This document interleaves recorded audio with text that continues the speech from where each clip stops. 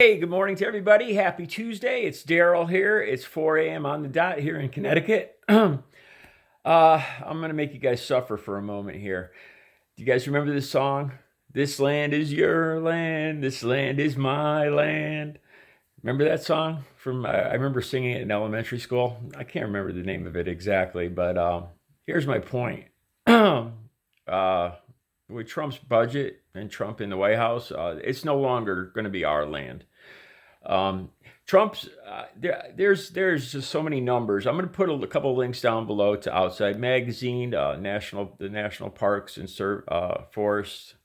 Um, there's so many numbers, but the bottom line here is Trump is he wants to privatize, sell off our national parks to oil, mining, coal, gas, oil, um, and already has, and his budget for next year is even worse. And it's interesting if you read into this, especially in Outside Magazine. Like I said, I'll put the link down below. Again, I suppose all politicians have a habit of doing this, but Trump is especially good at messing with the numbers. Um, the rhetoric is that he's going to provide more money for fire safety, forest fires, fighting forest fires, which is a big problem with climate change, which he also denies. But I'm not going to get into that right now.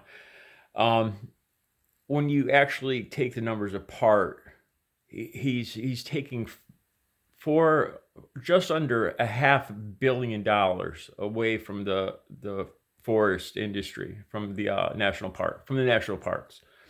$495 million, I think it is. They're cutting from the national parks for fighting fires and all that over a 5-year period. The way they set these numbers up, they make it sound like they're giving money to everybody, but if when you take it all apart, that's not how the reality of it. Here's what I really want to get to the point. As I'm reading through this, the privatization, selling off our national parks like Bears Ears National Monument, for oil and gas, which I grew up out in the woods. Like I've told you guys before, my dad was the head park ranger, the head guy here in Black Rock State Park here in Connecticut. I grew up. My yard was the park, the state park. I grew up inside a state park, so yeah, I'm a little biased here. As I read through this, I was thinking about Trump supporters, and well, we need gas and oil.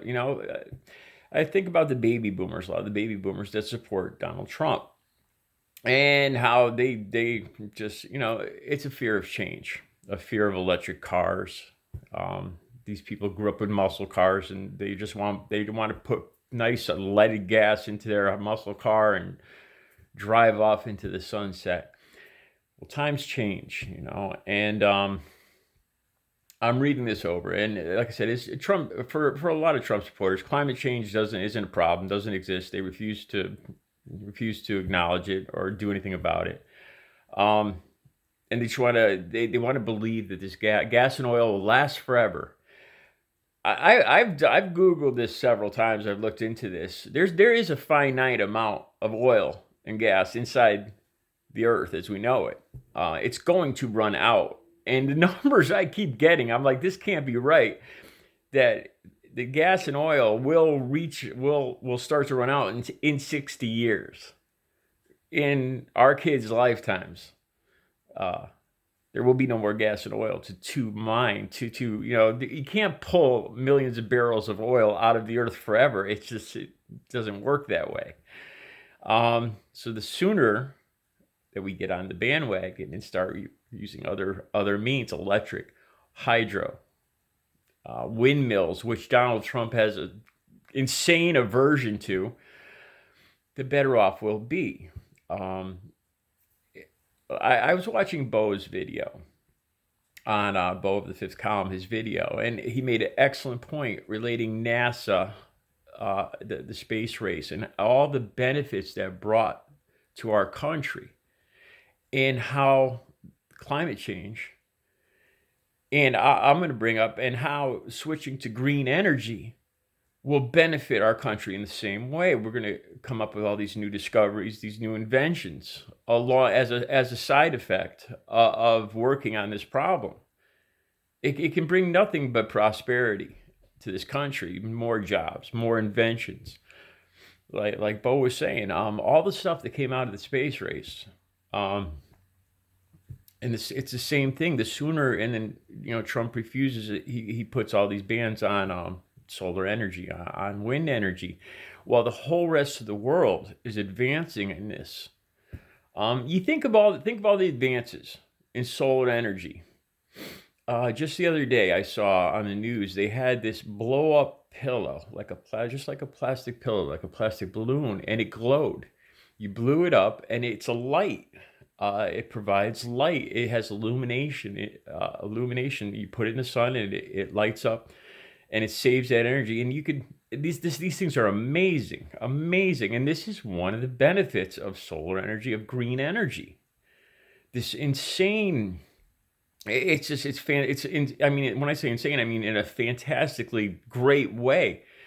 The way solar energy has evolved from what we knew it as kids back in the 70s, to what it is today is just amazing.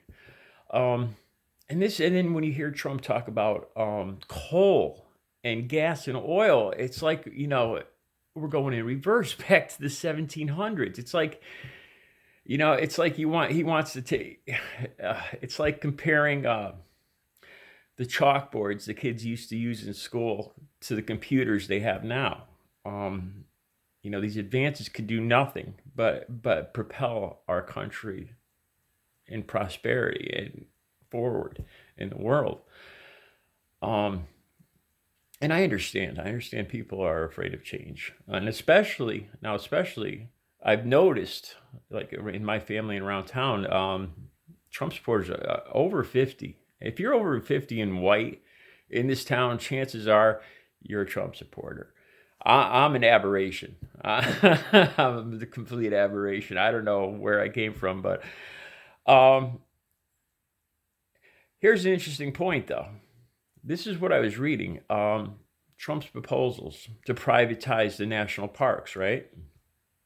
He wants to do away. I'm going to put the link down below. To do away with any senior discounts, any kind of senior discounts, senior passes for the national parks, and privatize food trucks, the national parks themselves, for private companies to own our parks. So the song I was singing there at the beginning, "This land is our land." No, it won't be our land anymore. It'll be owned by corporations, by Walmart or Amazon. Funny, Amazon was mentioned. It's mentioned in this article. If you go to the link down below, that he wants Amazon. This is one of Trump's proposals, to have Amazon, I believe, drone deliveries into the parks. This might appeal to Generation Z or millennials, but it's basically going to push the baby boomers, senior citizens, even Gen Xers like me, out of the parks. No more senior discounts once it becomes privatized. Like I said, I'll put the links down below. So all you Trump supporters that are over 50, over 60, see what you think of this, because it's not in favor. It's not in your favor, especially if you're an outdoors person or if you enjoy travel or anything like that. So, this is one of the things that makes me the most angry, the most upset about Donald Trump. Probably because it's one of the causes closest to my heart is the environment, is national parks and Native American causes. Along with everything else, the border,